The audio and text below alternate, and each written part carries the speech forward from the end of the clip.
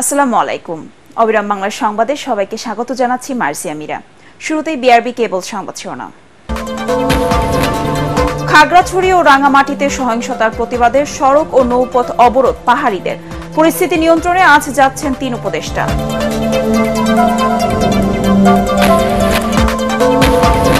সুন্দরবনের অবিশ্বাস্যভাবে বাড়ছে বাঘ।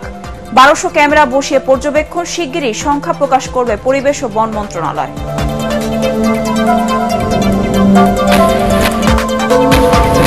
রোহিঙ্গাদের ফেরত পাঠাতে চরম অনিশ্চয়তা। কক্সবাজারের পরিস্থিতি অস্থিতিশীল হওয়ার আশঙ্কা বিশ্লেষকদের।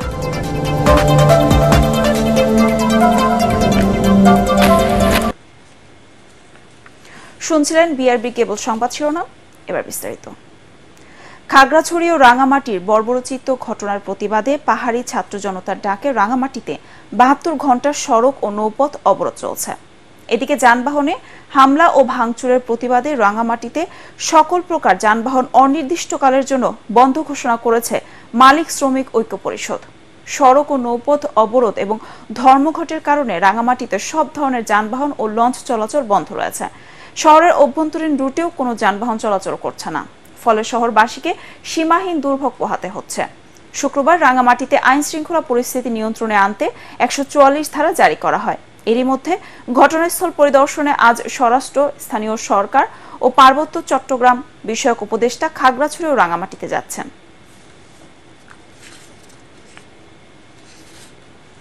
এদিকে অপ্রীতিকর ঘটনা এড়াতে বান্দরবানে চলছে শান্তি ও সম্প্রীতি সমাবেশ। জেলা প্রশাসন আয়োজিত এই সমাবেশে অংশ নেন পাহাড়ি বাঙালি সহ বিভিন্ন ছাত্র সংগঠন। জেলা প্রশাসক শাহ মুজাহিদ উদ্দিনের সভাপতিত্বে অনুষ্ঠিত সভায় বক্তব্য রাখেন পার্বত্য নাগরিক পরিষদের কেন্দ্রীয় সভাপতি কাজী মুজিবুর রহমান। পাহাড়ি সম্প্রদায়ের নেতা অং চমং মার্মা সহ বিভিন্ন পাহাড়ি সংগঠনের নেতৃবৃন্দ। বান্দরবানে যেন কোনো অপ্রীতিকর ঘটনা না ঘটে সেজন্য সবাই একসাথে কাজ করার অঙ্গীকার করেন।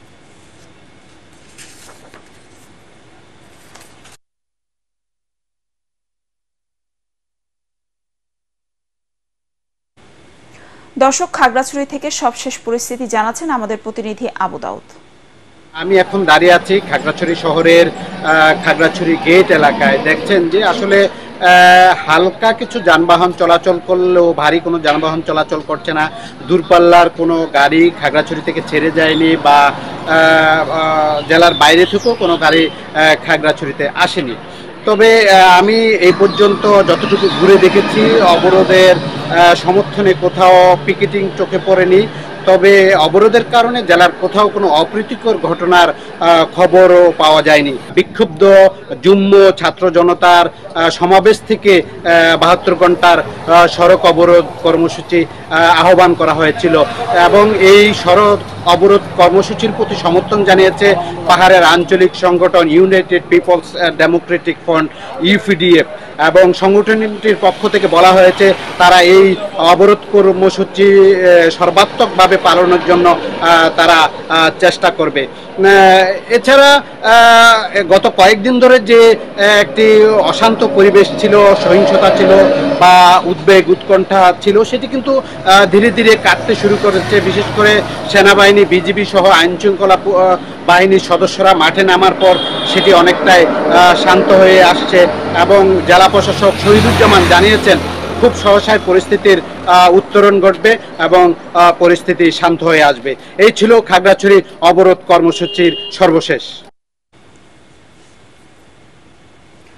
সুন্দরবনে অবিশ্বাস্যভাবে বাড়তে শুরু করেছে বাঘের সংখ্যা। বনের বিভিন্ন অংশে ১২০০রও বেশি ক্যামেরা বসিয়ে পর্যবেক্ষণ করে এর প্রমাণ পেয়েছে গবেষকরা।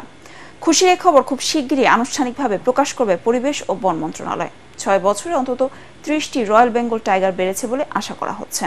খুলনা প্রতিনিধি SM হাবিবুর রহমানকে সাথে নিয়ে আরো জানাচ্ছেন কেরামতুল্লাহ বিপ্লব।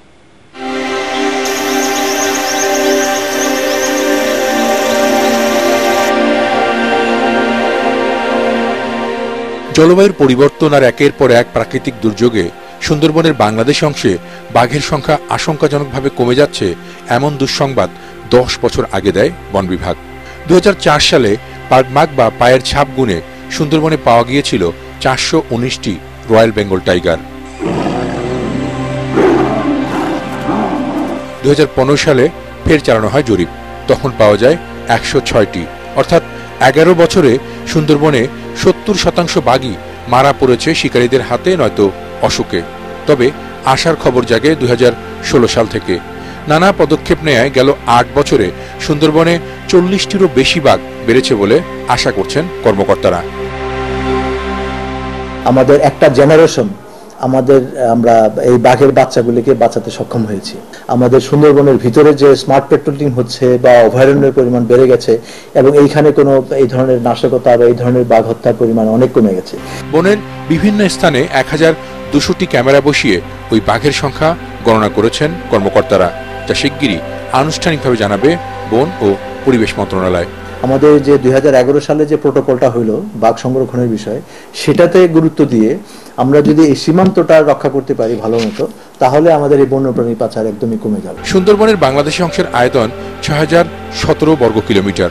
এর মধ্যে বনের 4832 কিলোমিটার স্থলে এবং জলে 1185 বর্গ কিলোমিটার।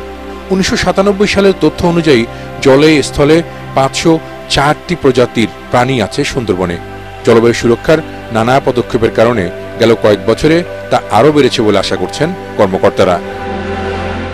সুন্দরবনে বাঘ সহ বিভিন্ন প্রাণীর সুরক্ষায় 13 বছর আগে করা বাংলাদেশ ভারত প্রোটোকল চুক্তি বাস্তবায়নেরও তাগিদ দিয়েছেন বন বিশেষজ্ঞরা।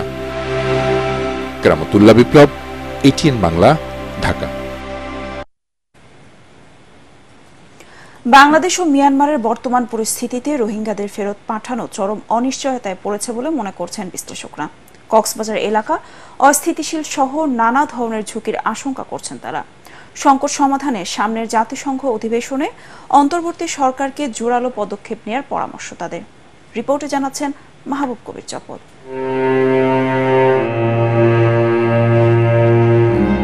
রোহিঙ্গাদের প্রতি মানবিকতা দেখাতে গিয়ে এখন মানবিক সংকটে উখিয়া টেকনাফের মানুষ। তাদের জীবন চালাতে হুমকির মুখে পড়েছে স্থানীয়দের জীবন। 2017 সালে প্রায় 11 লাখ রোহিঙ্গাকে আশ্রয় দেওয়া হয়। আন্তর্জাতিক সংস্থাগুলো বলছে ক্যাম্পে প্রতিদিন জন্ম হচ্ছে 98 রোহিঙ্গা শিশুর।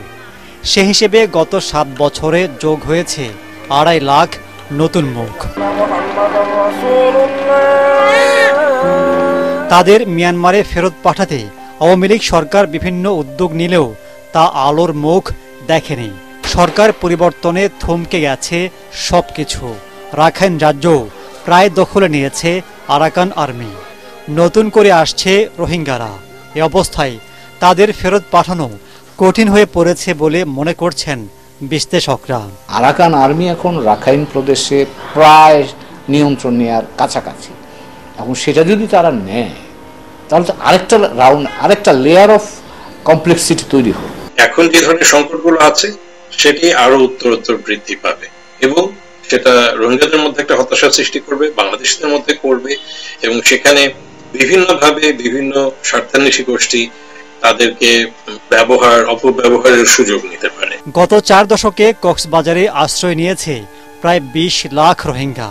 তাদের অনেকেই ছড়িয়ে পড়েছে দেশের বিভিন্ন স্থানে।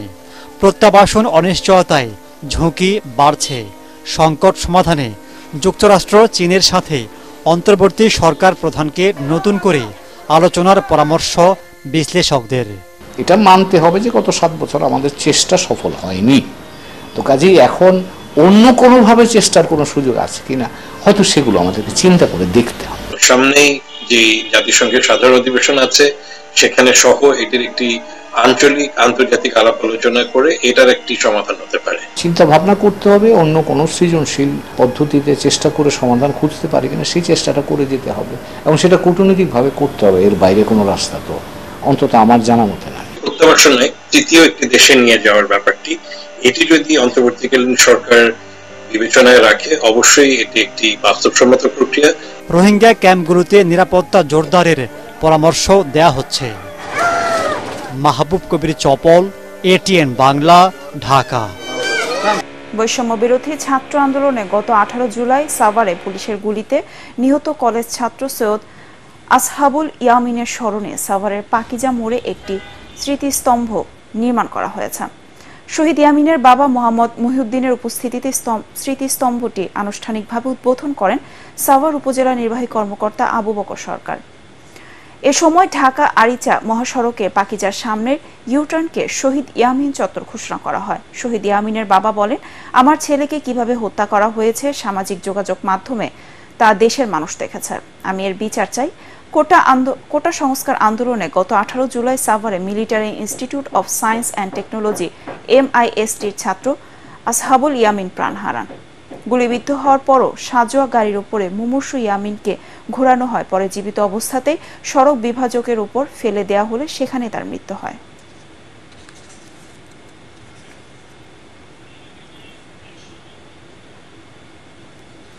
এবার পার্টেস খেলার খবর।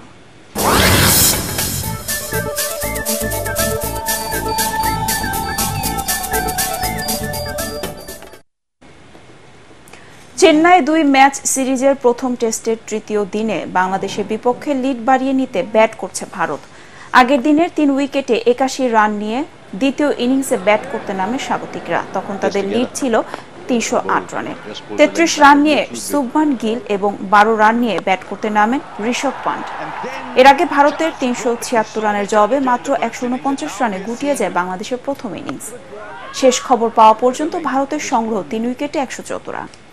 ফুটবল ফেডারেশনের সভাপতি পদে কাউকে সমর্থন দেবে না বিএনপি। এটিএন বাংলাকে দেওয়া সাক্ষাৎকারে নিজেদের অবস্থান তুলে ধরেন জাতীয় ফুটবল দলের সাবেক অধিনায়ক এবং বিএনপি কেন্দ্রীয় ক্রীড়া সম্পাদক আমিনুল হক। স্বৈরশাসক শেখ হাসিনার দোসর হলেও সাকিব আল হাসান ও মাশরাফি বিন মুর্তজার বিরুদ্ধে কোনো হয়রানিমূলক মামলা হোক তা চান না তিনি। রিপোর্ট করছেন এসএম আশরাফ। গণঅভ্যুত্থানে স্বৈরশাসকের পতনের পর পরিবর্তনের হাওয়া লেগেছে দেশের ক্রীড়াঙ্গনেও। বাংলাদেশ ফুটবল ফেডারেশনের নির্বাচন আগামী 26 অক্টোবর। সব আলোচনার কেন্দ্র সভাপতি পদ নিয়ে। কদিন আগেই ব্যবসায়ী তরফদার রুহুল আমিন ঘোষণা দেন তিনি লড়বেন এই পদের জন্য। সেদিন একই অনুষ্ঠানে দর্শক সারিতে উপস্থিত ছিলেন বিএনপির বেশ কয়েকজন কেন্দ্রীয় নেতা ও ক্রীড়া সংগঠক। তাই গুঞ্জন সভাপতি পদে কি দেশের অন্যতম বৃহৎ রাজনৈতিক দলের সমর্থন পাচ্ছেন সাইপ পাওটেকের মালিক। আমরা একটি স্পষ্ট কথা বলতে চাই, তো আওয়ামী লীগের যারা দোসর রয়েছে তাদেরকে বাদ দিয়ে যারা বাংলাদেশের ক্রীড়াঙ্গনে যাদের অবদান রয়েছে সেই লোকগুলিকে বিএনপি সমর্থন করে। সেটা XYZ যে কেউ হতে পারে। দল থেকে কাউকে কোনো আলাদা করে সমর্থন দিচ্ছি না। আমাদের সমর্থনটা হচ্ছে একটাই, সেটা হচ্ছে বাংলাদেশের ক্রীড়াঙ্গনে যাদের অবদান রয়েছে, ফুটবলকে অনেক দূরে এগিয়ে নিয়ে যেতে পারবেন সেই ধরনের লোক যদি সভাপতি পদে আসেন তাদের সকলের প্রতি আমাদের সমর্থন থাকবে। এ সময় তিনি ক্রীড়া উপদেষ্টার দৃষ্টি আকর্ষণ করে বলেন জেলা ও বিভাগীয় ক্রীড়া সংস্থাগুলোর যেন অতি দ্রুত সংস্কার হয়।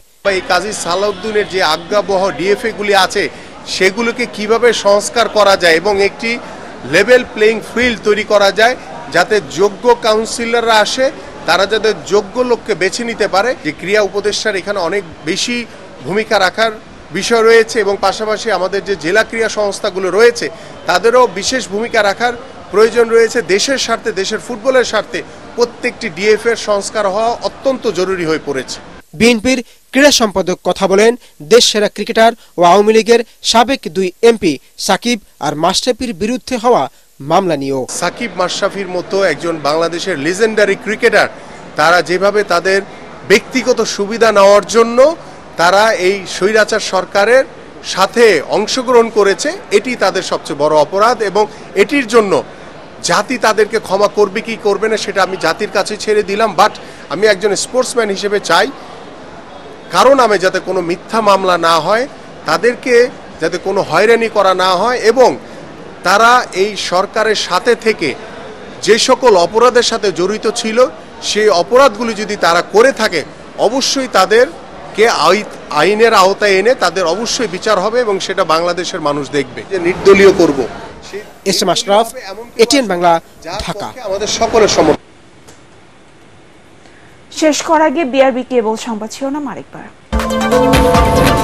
খাগড়াছড়ি ও রাঙামাটিতে সহিংসতার প্রতিবাদে সড়ক ও নৌপথ অবরোধ পাহাড়িদের। পরিস্থিতি নিয়ন্ত্রণে আজ যাচ্ছেন 3 উপদেষ্টা।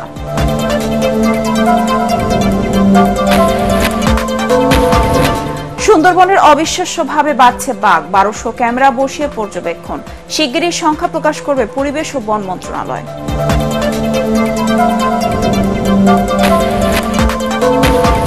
রোহিঙ্গাদের ফেরত পাঠাতে চরম অনিশ্চয়তা, কক্সবাজারের পরিস্থিতি অস্থিতিশীল হওয়ার আশঙ্কা বিশ্লেষকদের।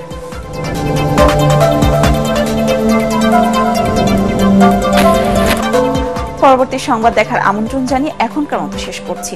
এটিএন বাংলা সংবাদ ইউটিউব দেখতে ব্রাউজ করুন youtube/ATN Bangladesh। ধন্যবাদ সবাইকে।